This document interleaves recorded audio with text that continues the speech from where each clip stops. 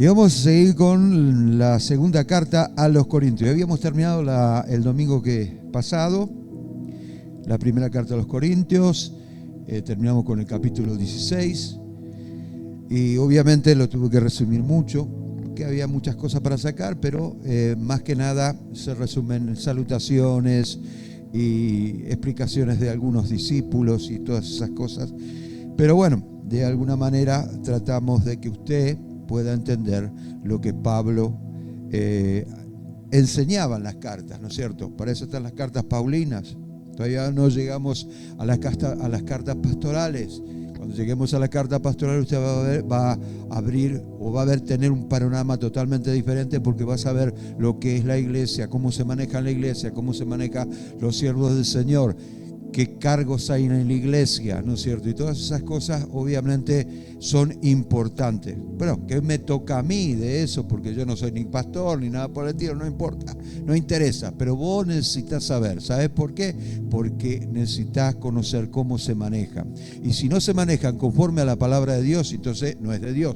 Ojo con eso, tengan cuidado, ¿no es cierto? Porque es muy, muy importante que no nos confundamos en esa área. Ok, segunda carta a los Corintios, la primera parte. Pablo, apóstol de Jesucristo, por la voluntad de Dios, el hermano Timoteo, a la iglesia de Dios que está en Corintios, con todos los santos que están en Acaya. Acaya, según la Biblia, se refiere a una provincia de Roma, no que queda en Roma, ¿no es cierto? Al este, al sur vendría a ser, de Grecia. Y su capital era Corintios. Muy bien, entonces se tiene que entender eso. Versículo 2. Muy bien. Gracia, paz a vosotros de Dios, nuestro Padre, y del Señor Jesucristo. Versículo 3. Bendito sea el Dios y Padre de nuestro Señor Jesucristo, Padre de misericordia y Dios de toda consolación, el cual, versículo 4, el cual nos consuela en todas nuestras tribulaciones, para que podamos también nosotros consolar a los que están en cualquier tribulación, por medio de la consolación con que a nosotros somos consolados por Dios.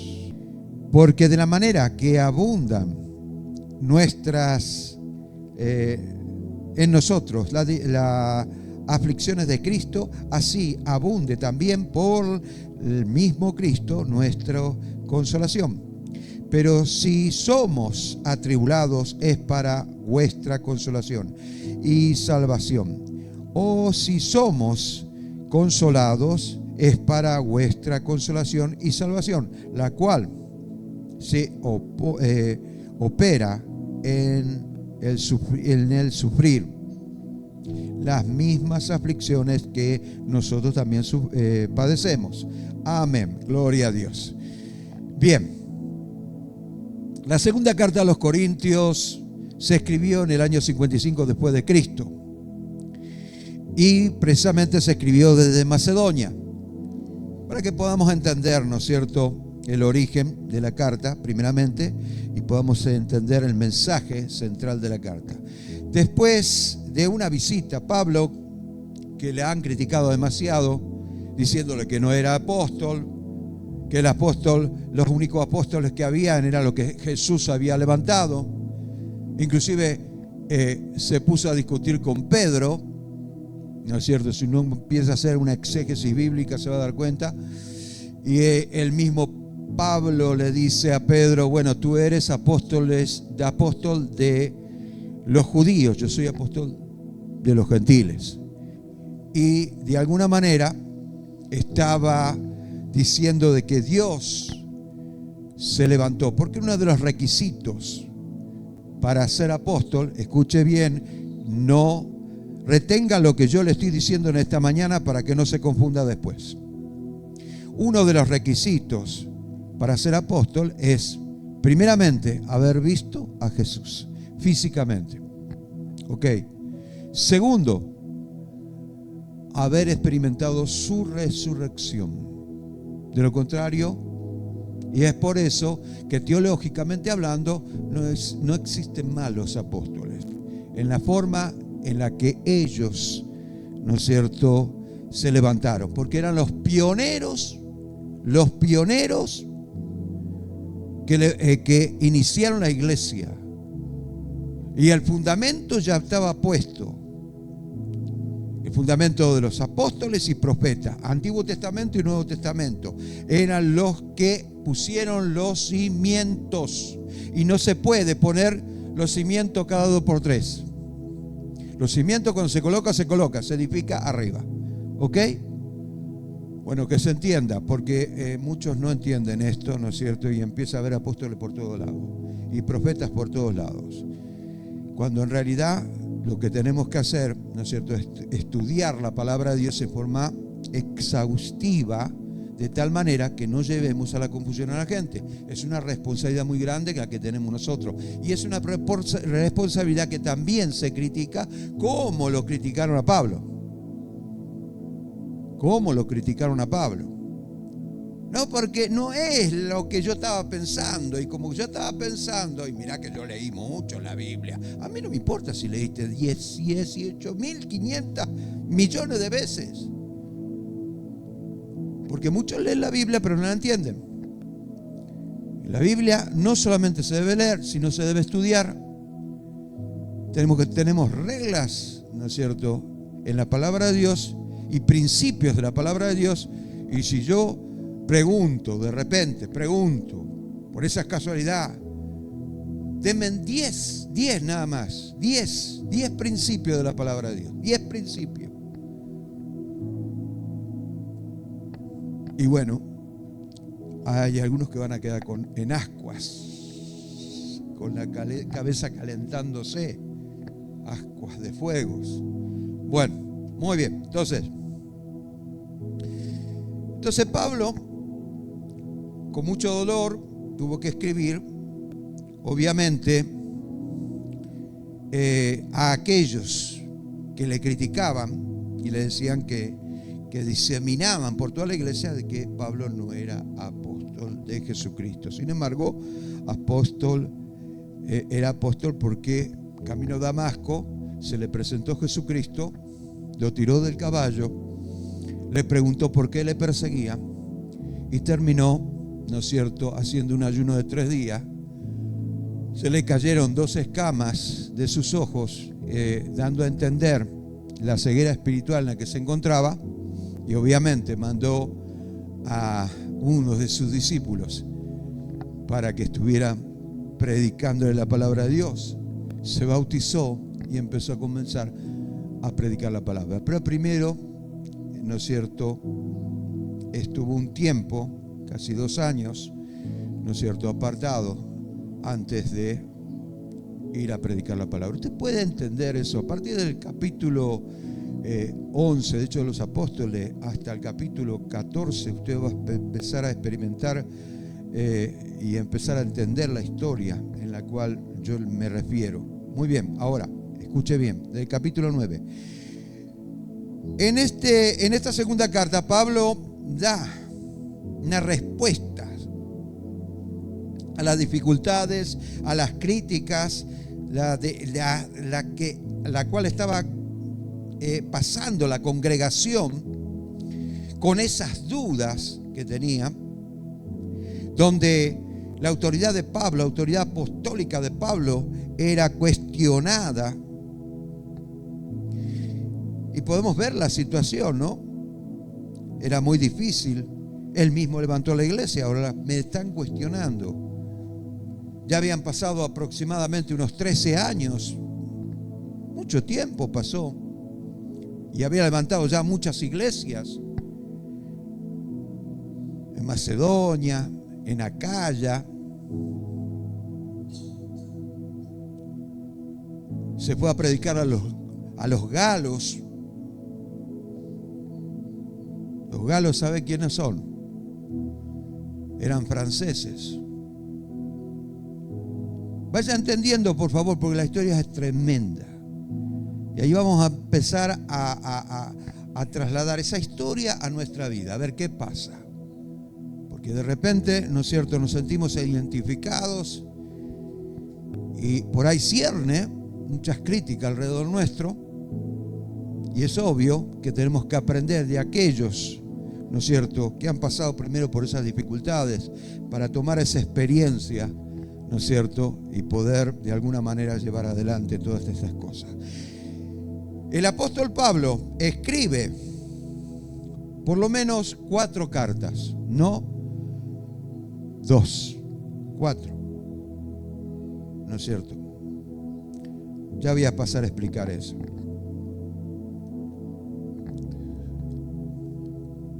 A ver, muy bien. 1 Corintios capítulo 5, versículo 9. Os he escrito por carta que no os juntéis con los fornicarios. Bueno, ese es un tema aparte. Lo que quiero explicar, que antes de la carta, la que conocemos como 1 Corintios, ya había escrito una carta.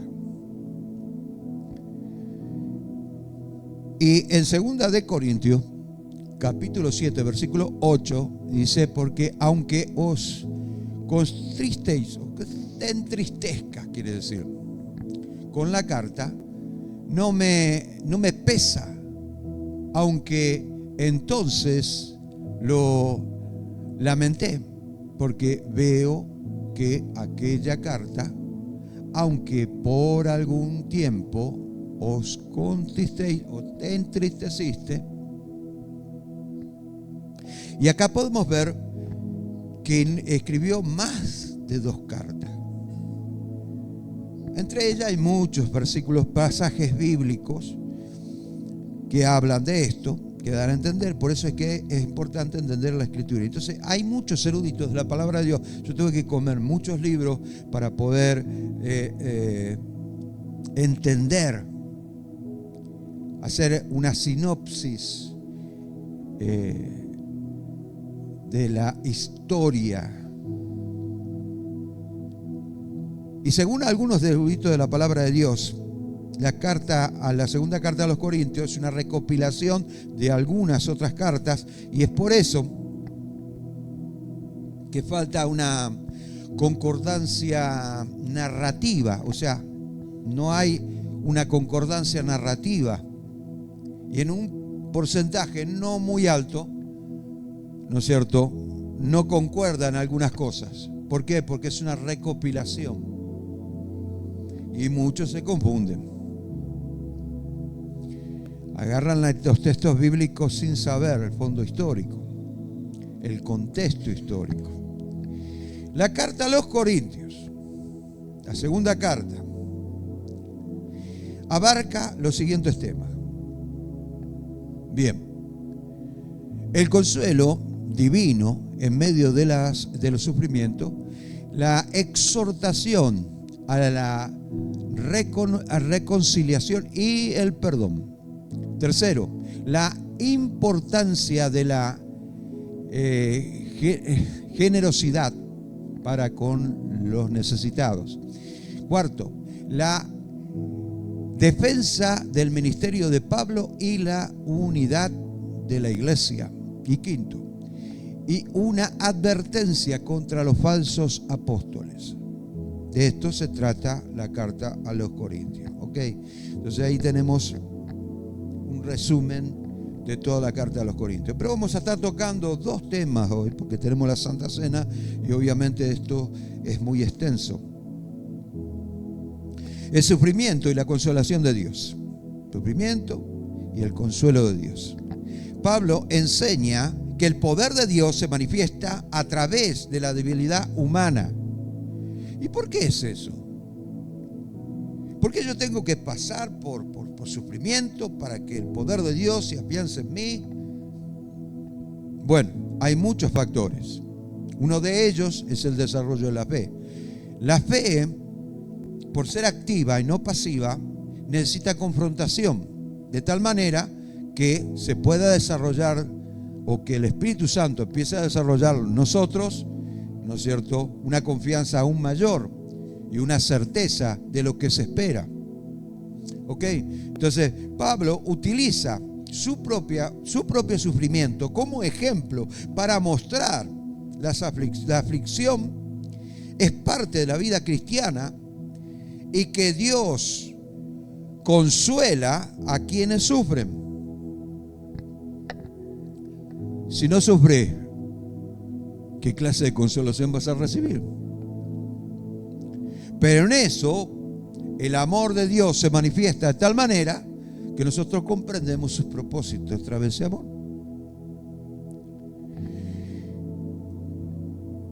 Dice la palabra de Dios, y me ha dicho, bástate mi gracia, porque mi poder se perfecciona en la debilidad.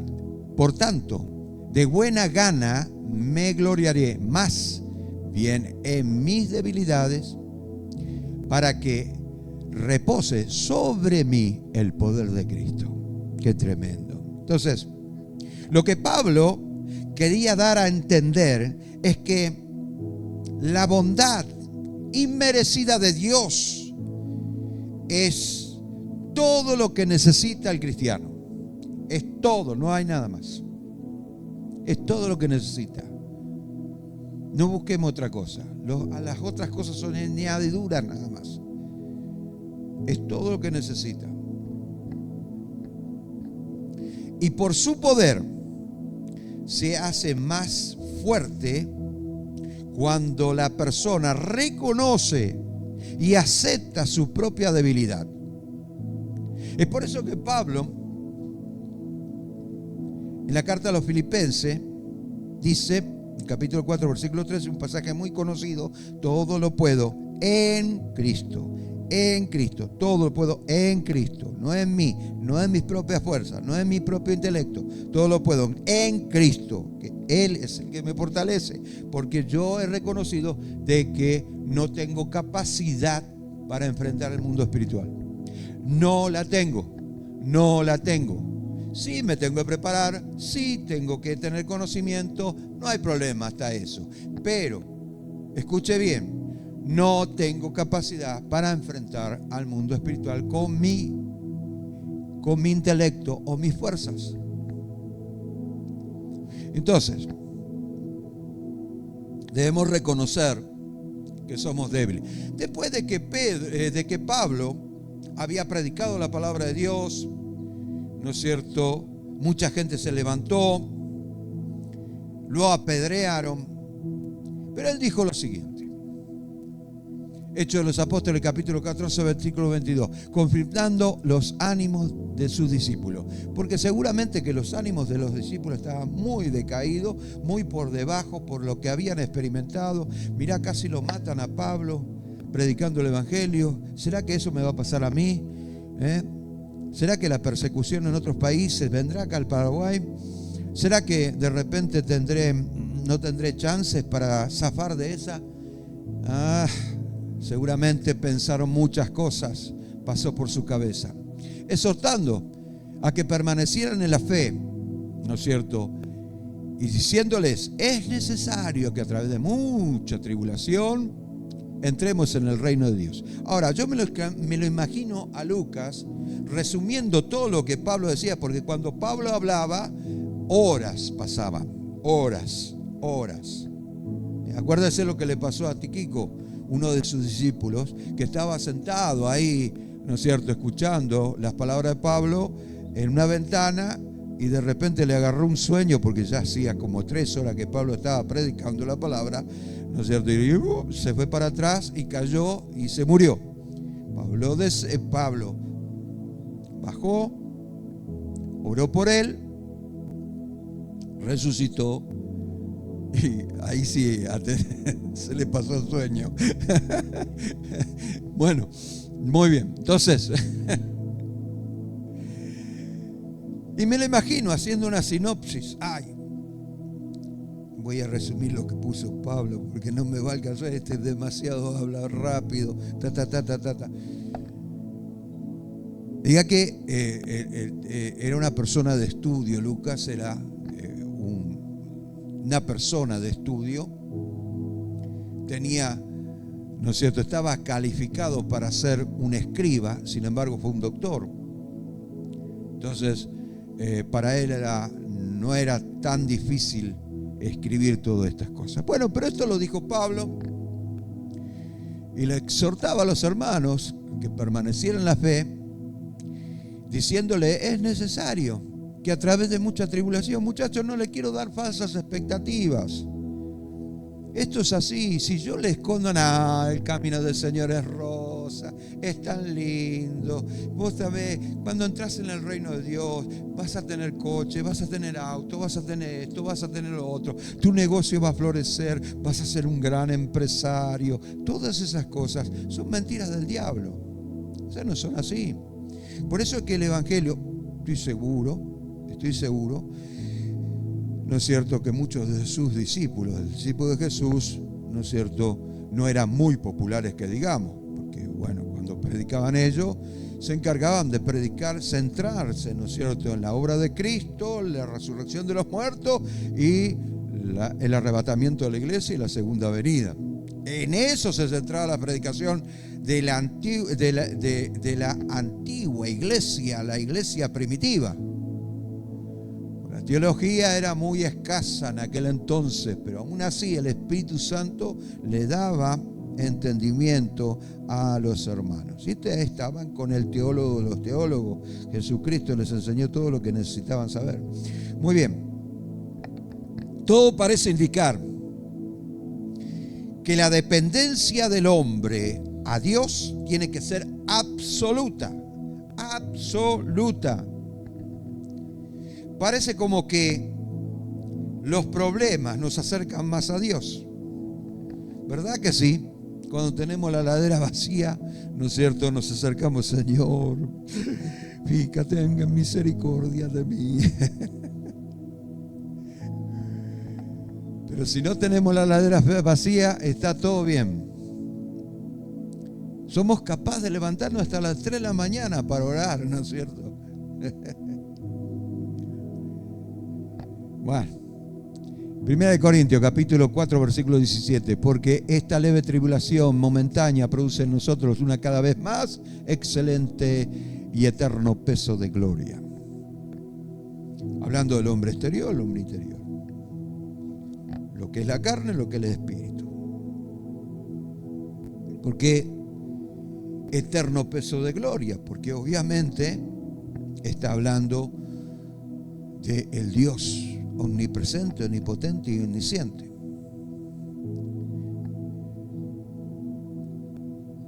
La reconciliación y el perdón. Vamos a dejarlo ahí. Pablo insta a la iglesia a perdonar o perdonarse mutuamente y buscar la reconciliación en la relación donde no la hubo. El ser humano, en su condición natural de pecado, está apartado, separado de Dios. Y yo le explico algo muy básico para que pueda entender lo que viene después. Pero por medio de Jesucristo nos transformó de enemigos a amigos. Perfecto. Ahora la iglesia tiene el ministerio de hacer lo mismo que hizo el Señor Jesucristo. Tratar de que esos enemigos se conviertan en amigos de Dios. Y es por eso que Pablo, inspirado por el Espíritu Santo, obvio, 2 Corintios capítulo 5, versículos 18 al 20, dice lo siguiente: y todo esto proviene de Dios, atienda bien, proviene de Dios, quien nos reconcilió consigo mismo por Cristo y nos dio el ministerio de la reconciliación. Ahora somos nosotros los que por gracia hemos recibido, debemos dar por gracia.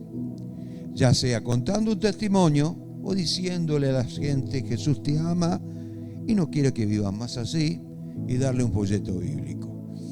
Versículo 19: que Dios estaba en Cristo reconciliando consigo al mundo, no tomándole en cuenta a los hombres sus pecados, y nos encargó a nosotros la palabra reconciliar. No a Pablo nada más, le está hablando a la iglesia, no le está hablando a los líderes de la iglesia, le está hablando a la iglesia de Corintio, que se entienda. Entre ellos hay líderes que recién están empezando y otros que ya tienen mucho tiempo. Así que somos embajadores en el nombre de Cristo, como si Dios rogase por medio de nosotros. Os rogamos en el nombre de Cristo, reconciliados con Dios. Perfecto, qué lindo. Muy bien, ahora, a todo esto, Pablo declara que el creyente es embajador de Cristo. ¿Un embajador qué es? Es un representante de un país en otro país. ¿Sí o no? Ese es un embajador. Nosotros somos representantes de Cristo acá en la tierra. Por ende, ¿no es cierto?, debemos ser personas que demuestren verdaderamente lo que es ser un cristiano, un embajador, un representante. Lo que significa que actúan como representantes de Dios, mensajeros que reconcilian a los hombres alejados de Dios. O sea, Dios a través de Cristo reconcilió al mundo. Esta palabra, tomen en cuenta que es la gracia de Dios, el indulto de Dios para los hombres, para que el hombre, de alguna manera, a través de ese indulto, se acerque a Dios. ¿Ok? Se acerque a Dios. Entonces, Dios mismo habla a través de ellos, pidiendo a las personas que acepten la gracia y abandonen lo que es el pecado para entrar en la paz de Dios que Él ofrece, la paz que este mundo no da. Nuestra vida tiene que reflejar el ser un buen administrador de Cristo, reconciliando y perdonando. Reconciliando y perdonando. Te dice la Biblia, Romanos capítulo 5, versículo 1 al 5, dice: justificados pues por la fe, tenemos paz para con Dios, por medio de nuestro Señor Jesucristo, quien también tenemos entrada por la fe a esta gracia, por la fe a este. No se olviden que Cristo es el autor y consumador de la fe. Entonces, como es el autor y consumador de la fe, ¿no es cierto? Acá nos está diciendo entrada por la fe a esta gracia, la cual estamos firmes y nos gloriamos en la esperanza de la gloria de Dios. Y no solo esto, sino que también nos gloriamos en la tribulación. Necesitamos pasar por eso, sabiendo que la tribulación produce ¿qué? Paciencia. La paciencia prueba, la prueba esperanza, y la esperanza no avergüenza, porque el amor de Dios ha sido derramado en nuestros corazones. Cuando uno pasa por ese proceso, automáticamente entiende el amor de Dios. Sí o sí, es lo que acabamos de decir hace un rato. Nuestros corazones, por el Espíritu Santo que nos fue dado. Amén. Gloria a Dios. La segunda carta a los Corintios nos ofrece una visión personal de las luchas y la enseñanza de Pablo, revelando el mensaje central que él mismo y verdaderamente basado sobre la gracia de Dios y el poder de Dios, que actúa en la debilidad, que cuando nosotros empezamos a volcar todo nuestro ser, nuestra confianza en el Señor, ya dejamos de confiar en nosotros mismos. La Biblia dice: maldito el hombre que confía en el hombre. Jeremías 17:5. Creo que 17:5. Maldito el hombre que confía. No está hablando de aquel hombre, está hablando de la naturaleza que yo tengo. Y empiezo a confiar más en el Señor a través de las circunstancias, a través de la prueba que produce paciencia y esperanza. Porque a través de esa tribulación mi fe se afirma en el Señor, de tal manera que ya no soy la misma persona, una bien diferente.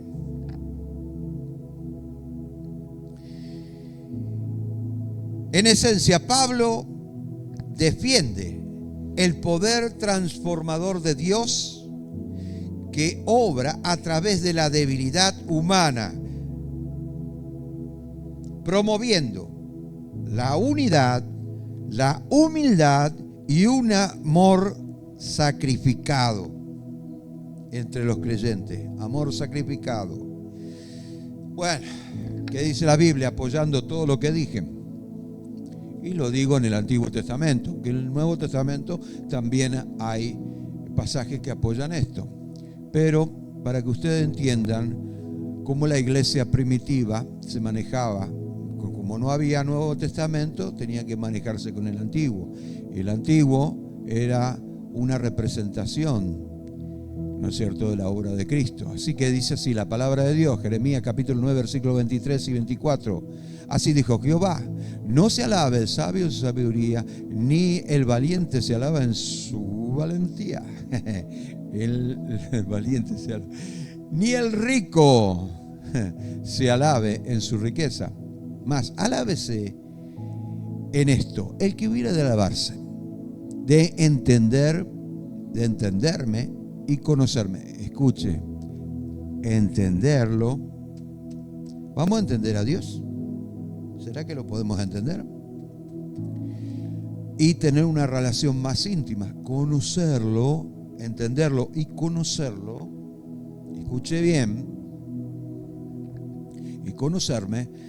En este caso Dios está hablando a Jeremías, que yo soy Jehová, que hago misericordia, juicio, justicia en la tierra, porque estas cosas quiero, dice Jehová.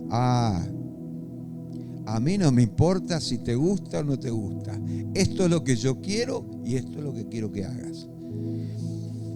Acá no hay elección. Entonces, cuando leemos la carta a los Corintios, estamos leyendo cosas que hoy también estamos experimentando, de las cuales Pablo tuvo que darle una solución porque se sentía responsable, porque él había sido uno de los pioneros por el cual estuvo levantando en un lugar tan conflictivo como Corintios, ¿no es cierto? Y la segunda carta, ya Corintios, cuando hablamos de la segunda carta a los Corintios, muchos de los ejércitos romanos entraron en Corintio, hicieron un lío total, destruyeron muchas cosas y ya la ciudad no era la misma que cuando escribe la primera carta. ¿Entiende? Entonces, quiero que comprendan en esta mañana que el mensaje central de esta palabra es que en medio de los conflictos y los problemas se mueve nuestra fe. Amén.